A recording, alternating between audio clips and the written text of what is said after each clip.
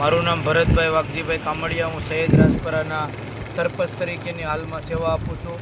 અમારા ગામની અંદર તોકતે વાવાઝોડા દરમિયાન જે દિવાલ ધરાશયી થઈ હતી પ્રોટેક્શન વોલ, તે 2 થી 3 દિવસની અંદર ત્યાં વધુ પ્રમાણમાં 1 થી 2 મકાન પડી ગયા। આજે પણ એક મકાન પડ્યું છે બાબુભાઈ દાનાભાઈ ચૌહાણનું। કાલે પણ દુગાભાઈ જેઠાભાઈ રાઠોડનું મકાન પડ્યું હતું। દરિયામાં કરંટ આવવાને કારણે 2 મકાન ધરાશયી થયા અને તોકતે વાવાઝોડા દરમિયાન 7 થી 8 મકાનો ધરાશયી થયા છે। પ્રોટેક્શન દિવાલ અત્યારે વૈકલ્પિક ધોરણે ટેટાપોલ અથવા ત્રિકોણીયા પથ્થર નાખી અને દરિયાનું પાણી રોકવામાં આવે એવી મારી સરકારને વિનંતી છે।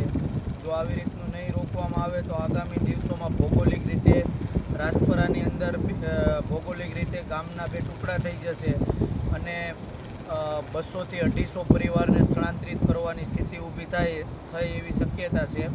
તો સરકારશ્રીને મારી વિનંતી છે કે વહેલી તકે વૈકલ્પિક વ્યવસ્થા કરે ટેટાપોલ નાખીને, અને આના માટે 2.5 કરોડ રૂપિયા મંજૂર પણ થયા છે। તો તાત્કાલિક ટેન્ડરની પ્રક્રિયા કરે।